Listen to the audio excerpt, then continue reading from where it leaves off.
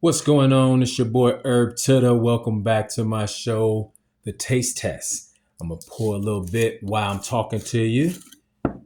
The show that I'm having today, I'm talking about that's enough.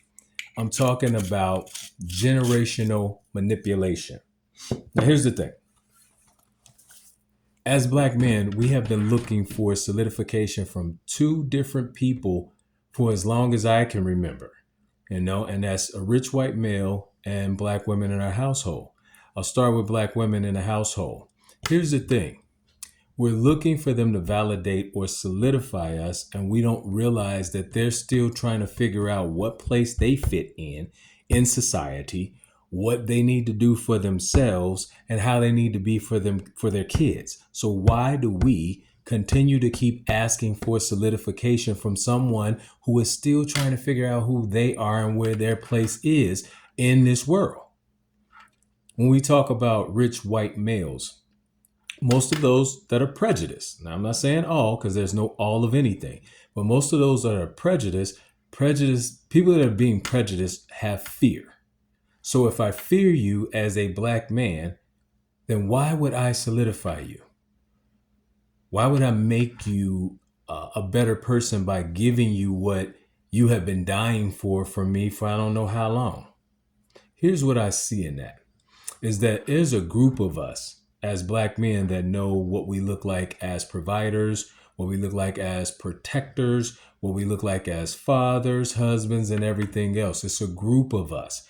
But the generational manipulation has told us that we shouldn't talk with each other. We just got to be ready when we see each other. If you touch my family, we all out here with families, so we don't need each other. And that's the generational manipulation, is that as long as we don't pull together, then nobody has to worry about what's going on with black men as long as we continue to stay divided.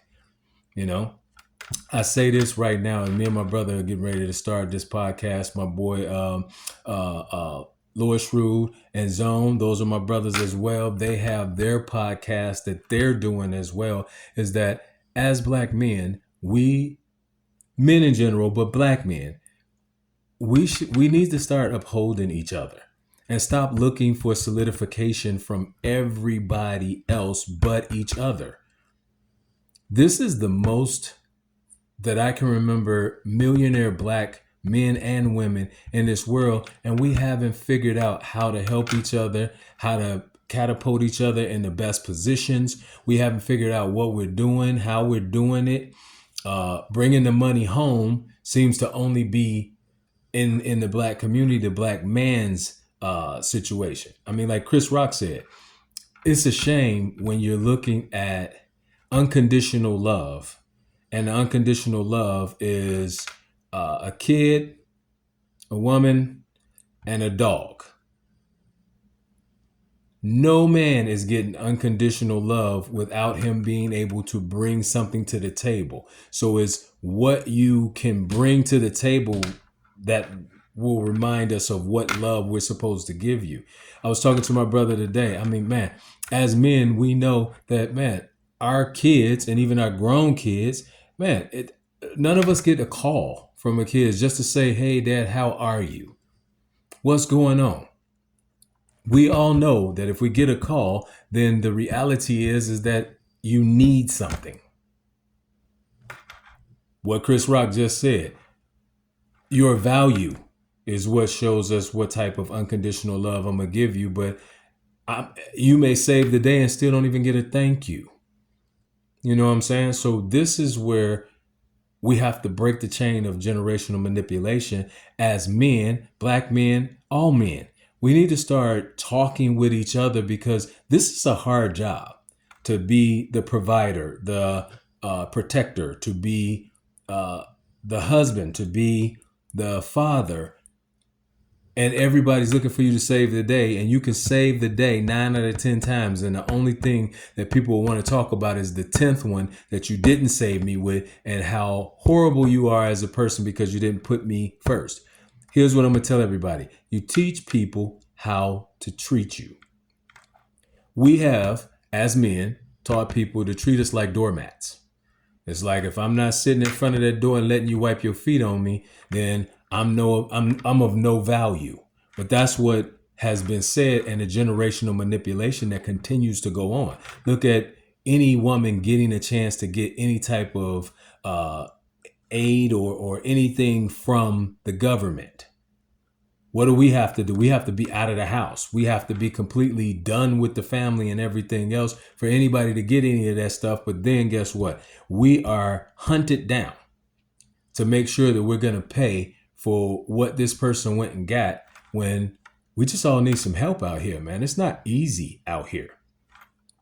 When you look at, for me, I just lost my mom a month ago. When you lose an unconditional love like that, it makes you question everything else that's around you, because you see it differently. You start seeing everybody moving a little differently. Everybody talking about how much they love this person that they wasn't even talking to. You know, the reality is that when you lose an unconditional love, you make more sense with yourself of trying to figure out who really does have your back, who really does look at you as a valuable piece. What I'm telling us as men right now, especially black men, let's start sticking together. We need to solidify each other, because I'm going to be real with you. There's no woman that can tell you how to be a man. There is no mother that can tell you how to be a father. I always told my oldest daughters, I can help you on how to be a good person, but I can't teach you how to be a woman, because I'm not a woman. You know, and that's the same vice versa. We are valuable, but the generational manipulation continues to make us believe that we're not valuable. We're 100% valuable, and we have to break those chains. We have to stop talking about rich white males and black women and all these people that we're looking for solidification and validation from, when only you and I know what it is to be a man trying to bring and provide for your family.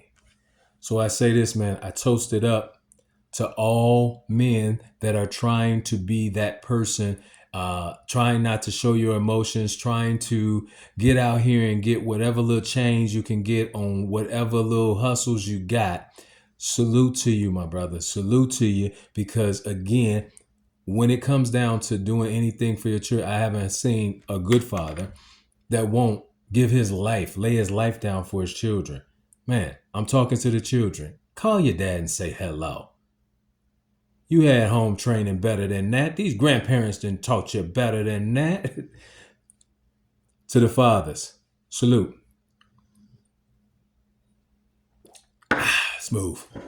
Listen, that's my time on this show. I want you to understand, we can change the generational manipulation. It takes us. We get ready to start a podcast to where it's for men. Everybody can look at it, but it's for men to be able to hear some of the stories that we all know that everybody continues to try to pretend like, no, it's not happening. It's your boy Herb Dot, man. Listen, do something for somebody else. Trust me, to give you a chance to figure out where you're supposed to be. It takes test. Holla at your boy, man.